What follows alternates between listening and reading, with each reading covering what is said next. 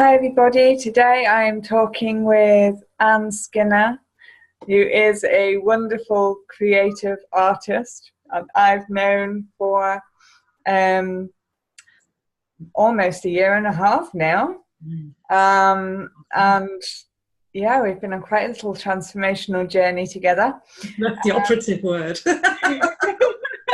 Yes. But one thing that really does touch me about you, Anne, is your creativity. And when people see our little green logo, it's from Anne. It's a little munchkin. Yeah, my little green munchkin. It's Anne. Anne's creativity. So, you know, have you always been creative? Is that always been you? And have you always created in the way that you do now? The answer is yes and no, because they're two questions. But first of all, do you actually realize the answer is probably more no, because it's a rediscovery. And it's a rediscovery of something I didn't realize I had.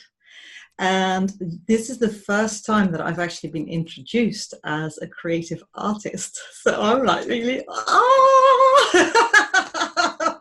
that's really exciting for me.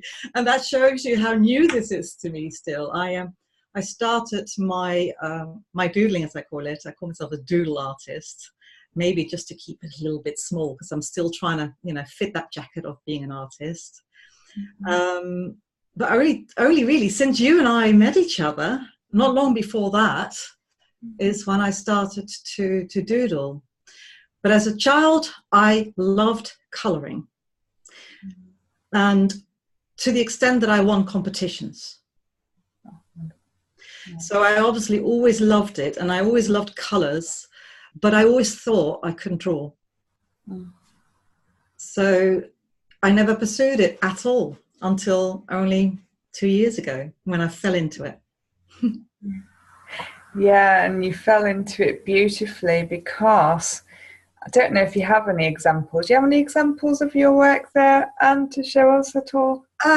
Yes, I do actually. Here's a bag that I created with my doodles, my buzzing. Yeah. So that's actually quite recent. The last few months, people have started saying to me, well, can you put them on products for me? I'd love it on the mug. So I started to play with that. I also created a desk calendar at the beginning of this year. Let's see, I love this is October, and it also has a little, this is already, you can see my work has really progressed from just a year ago. Yeah. And it says, time to let go of all that doesn't serve you. Yeah, and that's what I love as well about your work is it always has wonderful little messages in it, and it resonates with what you call yourself, because the label you refer to yourself as is a Heartworker. That's right. And yes, and that is where all these little drawings come from. Right. Exactly. Yeah. I used to refer to my work, the writing that I did and all the doodles that I did and I shared with the people that followed me. I used to refer to it as my hard work. So, and then, so from that, a year ago, well, in business terms, you just call it rebranded as the hard work, because it just couldn't be anything else, really. It was always going to be that. And that's because it literally comes from here. It's absolutely where I create from and where I like to write from and where I like to coach from as well, because obviously I'm also a coach. And I love how now the work is kind of all the aspects that I love so much are coming together in a way that, well, I don't even know where it's going yet. That's the exciting part of it. Yeah. That's the beauty of you as well, that you do actually really do go with the flow of everything. And you aren't afraid either of new experiences or challenging yourself, if you like, to experience new things, or? Well, I am and I'm not. Yeah. Well, I am, because I am human, and I do feel really fearful, and I do worry about what people think, and I think it's part of life, it's part of humanity, isn't it, to be fearful. But I'm not, because I'm also perhaps a little bit more excited sometimes than fearful. And it's kind of the same coin, isn't it? It's the other side of that coin. Fear and excitement are that closely linked. And when I'm in my head and I create all the stories, all the things that are there designed to keep me safe, I was going to say a bad word. I am really, really scared. But when I am in my heart, I'm rarely scared. Or even if I am, I don't have to engage with it. I think that's really the key thing. It stops me from engaging with it, and it shows me what's actually real. Yeah, and that is an extremely important point that you've just made there. What is real and what is not. Right. And the importance of the heart in the discovery of that as well is also very clearly voiced in there. Because it's so easy to come off our axis and get involved in emotions over the core divine sovereign feelings that we know we should be in. And it's like when you said at the beginning you knew you loved art, but you felt you couldn't draw. Right. Yeah. And that's the difference between being in the heart space and not being, because you know you can, and yet you tell yourself that you can't all the time from here. Totally. And I think the brain is engaged, is always thinking about, is judging it, isn't it? Is it good or is it bad? Right? Is it good or is it bad? Or even if it's indifferent, all of that is what you're constantly doing. You're measuring, like you're measuring time. How long is it taking me? And all of that you judge. And when you're actually in your heart space, none of that matters, because it's not about whether it's good or bad. It's about, is this truth, actually, is what comes through for me. Is it true to me? Is it true to what I want to say? And I can never get to that space when I'm in my head. Never. Because I'm always second guessing myself. And that's when I become fearful about what people think. And I'm still there all the time. I'm still there all the time. I just now know the difference. Yeah. And that's an important thing as well, that to be able to teach other people, coach other people to understand as well, because the true working is that the mind's in service to the heart's in service to the formless one, whatever you call it, whether it be source, universe, God, whatever, it's all the same thing.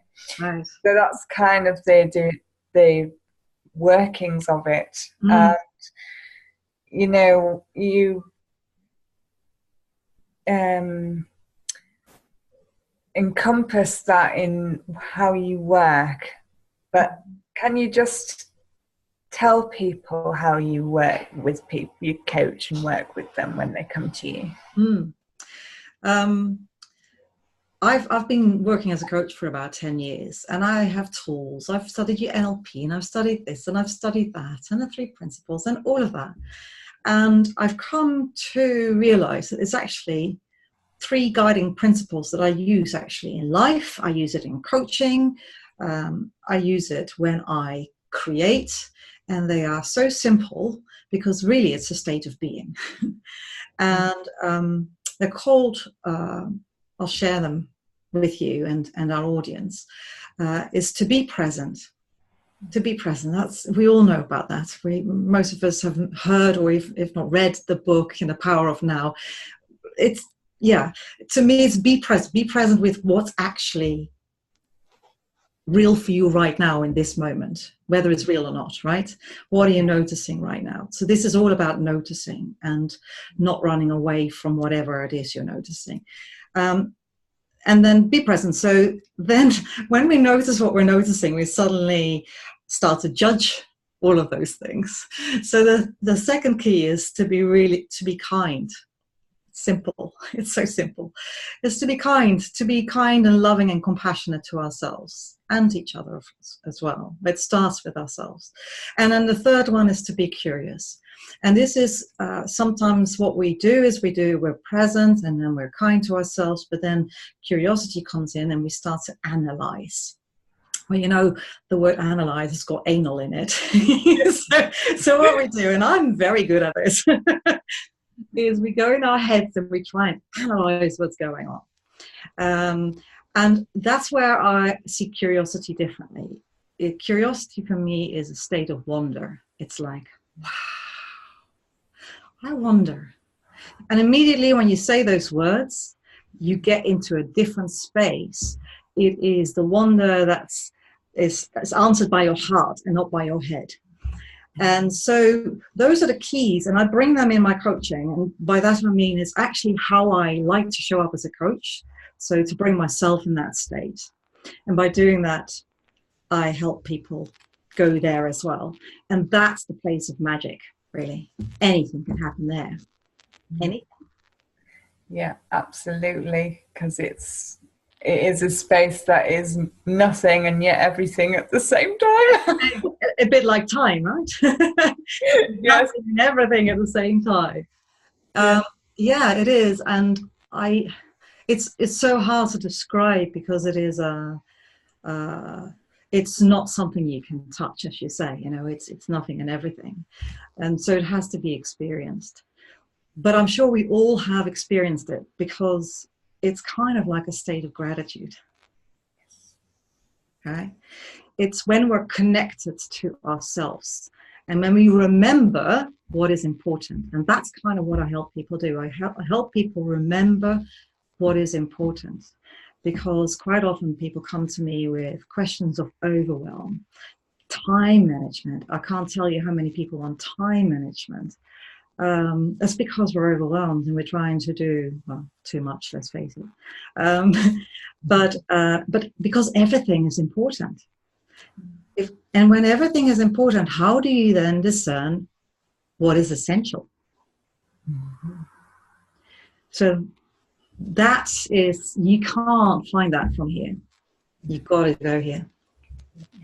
And that's why I had to learn that, and I have to learn that every minute of every day, the same as anybody else. But once you know the difference, you know the different energy, you know, even you guys have seen me in drama. Yeah, you go there. It's what we do, isn't it? And then to bring yourself back is the key. Yeah. It's like those moments of moments of overwhelm, or it's like moments of dark experience as well.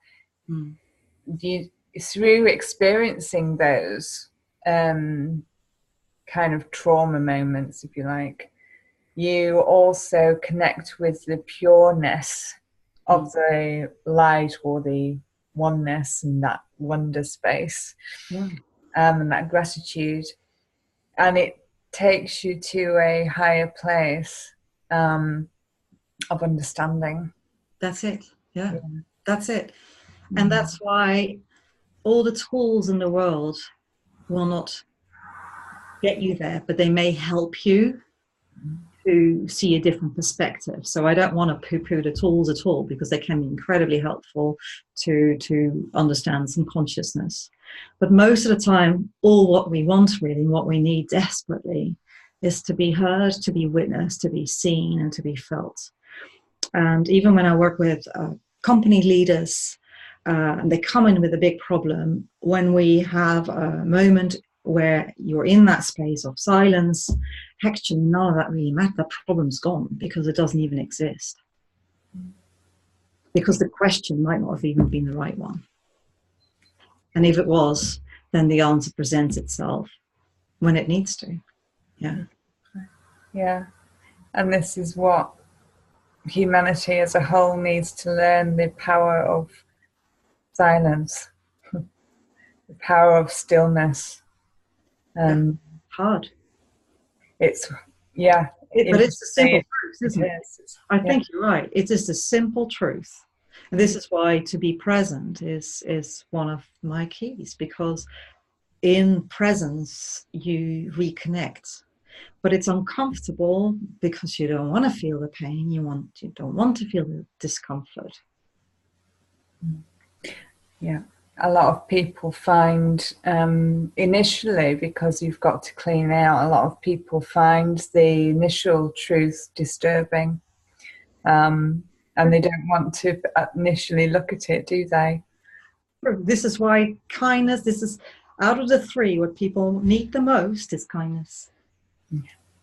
It's kindness, it's love, it's compassion, it's pure kindness, no judgment. And it's because we are our own worst critics, because we have been taught well. Yeah. Yeah, we've been conditioned very well through other people's experiences, haven't we? And you know what they want us to be, if you like, when from being very small.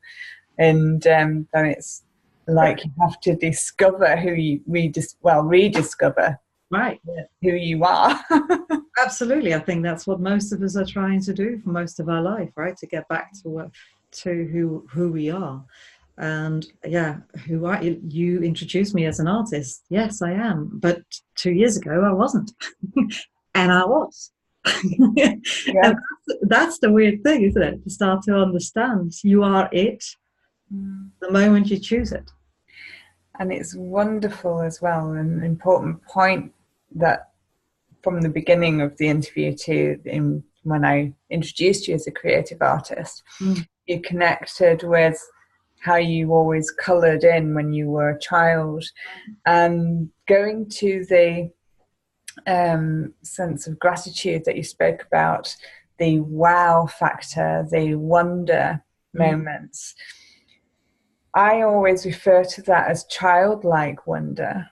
Right. Because it is that going back to that kind of where everything was wonderful and awesome, and it's interesting how when you reconnected with that on a deeper level, you suddenly could be an artist again.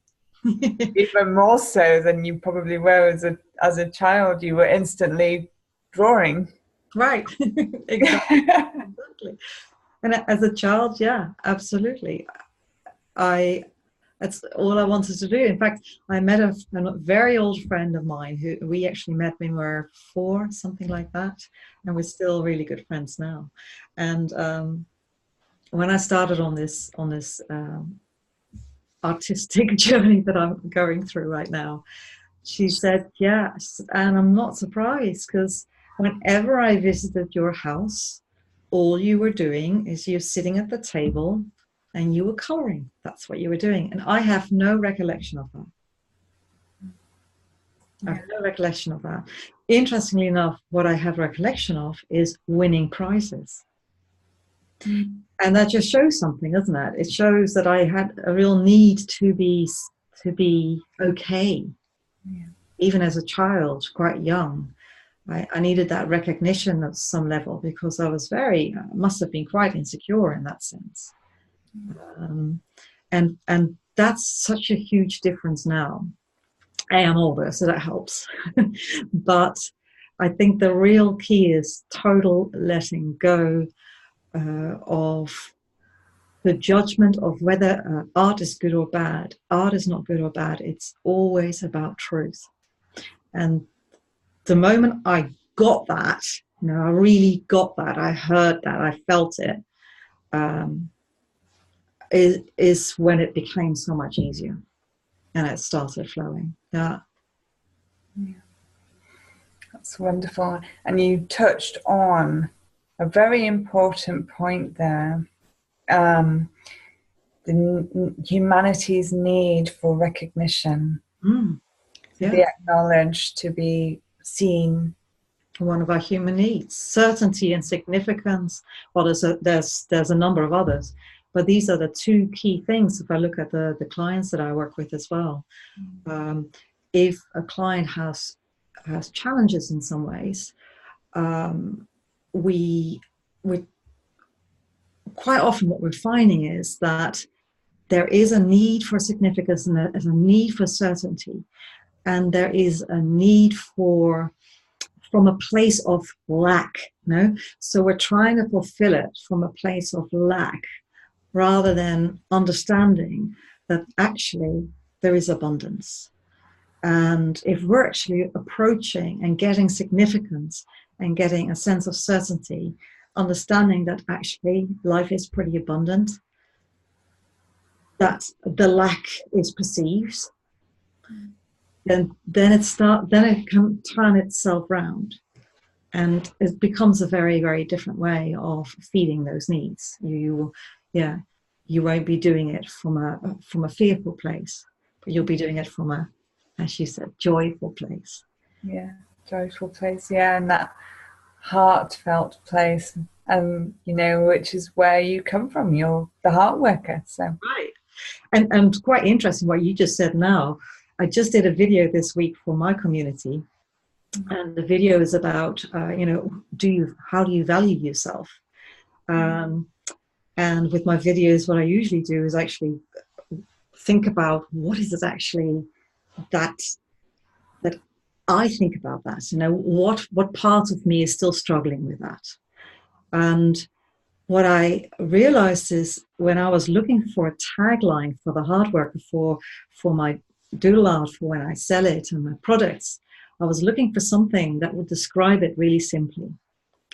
And I went around the houses with it, and in the end, the word simply, right, was already there. And the word heartfelt was there.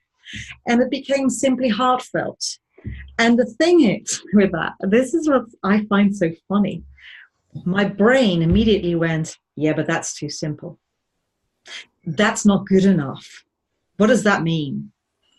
And I realized that actually the old me, as I like to think of it, doesn't value simply heartfelt because it's not intelligent.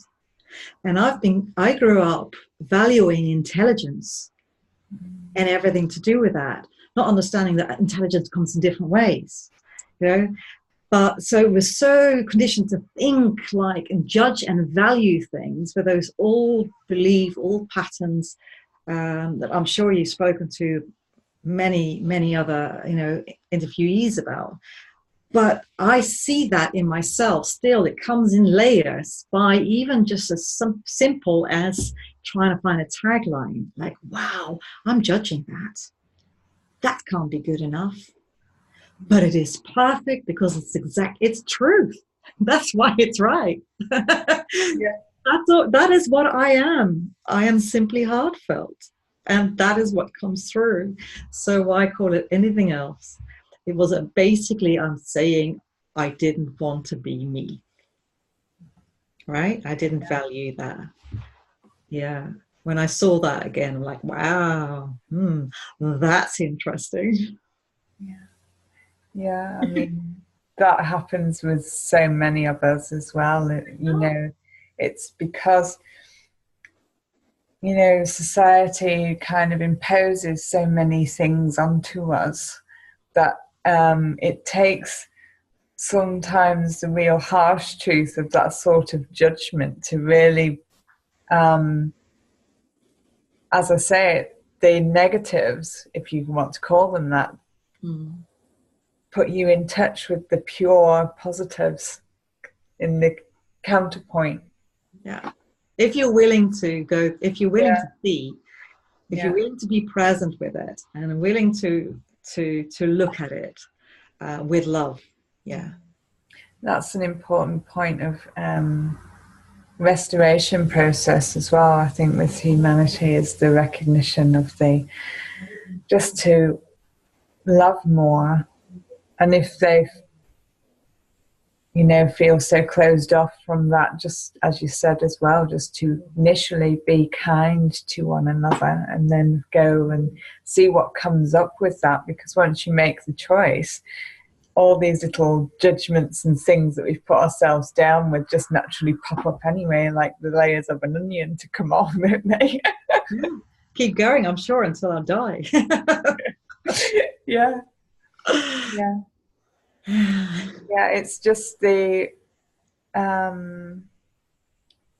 ability to stick with it, I think. But I think because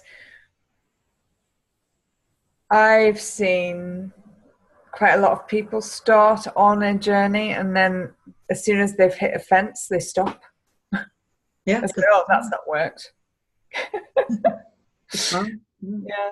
So what if you come across that with how you work? What do you do with it? You mean with clients or with myself? Oh, well. Both, probably. Both, yes, because it could be very different either way, yeah. Well, from a coach perspective, I think I can never want it more than my client. Mm.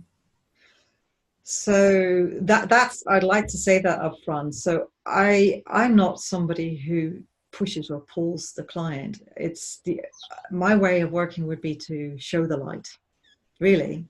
Yep. There's the light and you have choice. Really, that's it. The only thing is to remind people that they have choice and they don't have to jump, and it's okay not to jump because it may not be the right time for them. And I really feel quite strongly about that. And why is that? Because probably I hate to be pushed or pulled myself. I'm very stubborn, so I can totally appreciate that in another. And I think, no, you might be saying the right thing, but it's just not right time for me right now. And so why would my client not, have that same privilege, right? Exactly. But all I do is show the light, and I suppose a really important point is, if that's happening in their life and they're struggling with that, there is no doubt in my mind that at some level that's mirrored in mine, because that's just how it works in life. So my job then is to actually work on myself in that, even in the call. I don't know if you must be familiar with Ho'oponopono. Right, I've really started to actively work with that. It's a prayer of forgiveness and compassion for those who are not familiar with it, but you must have already shared that. So it's something that I really brought into my life when I was struggling with my doggy and had anxiety about it. And it's really a place of being able to let go of control, because that's all everything is, isn't it? It's letting go of control, the trust in whatever it is you want to call it, and to take the next best step forward. And that makes life quite simple, actually. It doesn't make it easy. It definitely doesn't always make it easy, but it does make it really simple. Yeah, and it does bring ease and grace into it as you go through, because at first it tends to bring everything up, doesn't it? And then it gets less and less, and then the ease and the grace and everything else comes and flows in with it. Until you forget, and then you're back. And so we go. Yeah, always at work. Yeah, but I find it interesting and fun, because it's a space of learning and growth, and that is another place that's another human need that we want fulfilled, and it allows me to give back a little bit more. Yeah, and there's so many areas where the give and receive as well shows itself, isn't there? It's like what you were saying before about how a client may show something, but in a way they're actually giving you a reflection of something in yourself. So it's like, oh, I'll receive that and go and do bits with that. Yeah. This is why sometimes I think maybe I should just stop being a coach. All I need to do is just work on that reflection constantly. That's probably the best way to be in service. But I also know that it's very helpful to have somebody in your corner who holds your back, who loves you absolutely 100%, and who gives you the space to be without you having to do or be anything. That is worth a lot. That's gold dust. I think that's a lot needed. I think we need that, don't we, in this busy life? Yeah. Which is why Yeah. I'm there and work as a coach and continue to work on myself. I don't see it as work. I just see it as living. Yes. Learning to be human with more grace. Learning to be more graceful. Yeah. Yeah. And going back to the recognition aspect that humanity is asking for, if you like, and it's something that Heather and I share as well, is mana, which is eye to eye, heart to heart, soul to soul. I see you. Yeah. And it's the recognition that humanity needs right now. And that's, in a nutshell, what you give to people. And what you give with your platform, with your work as well, is the ability to be seen. Yes. And seen. Yeah. To be heard and heard. Yeah. Yeah. Yeah. Because it's the recognition of the authentic, the truth that they've beautifully spoken of. That's, you've put in a nutshell there what this is about, that pure truth, that recognition.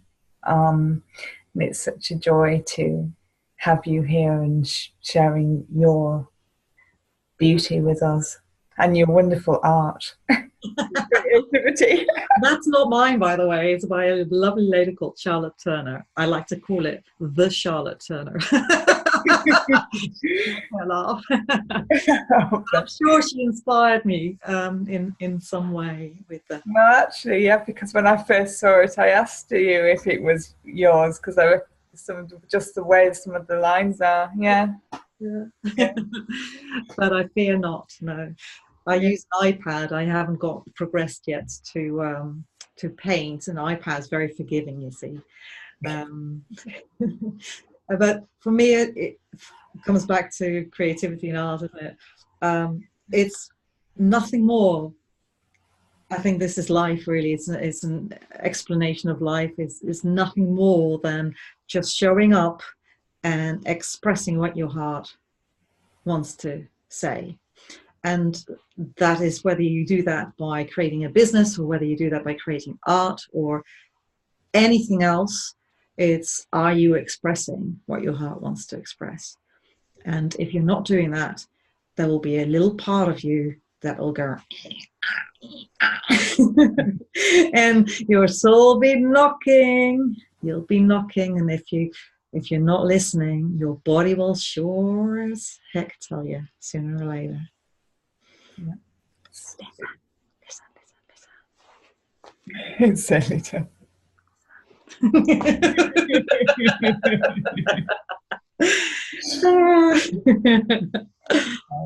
Oh, so fabulous. And it's just a joy sharing with you today. Same here. Is there anything else that you really feel that you need to share with everybody about who you are and how you work with people? Well, I will share, because you said have not anything to show where my art, but actually what I forgot to share with you is my first image and how I got started. And I do want to share that because it was the image on my book. Yes. And it is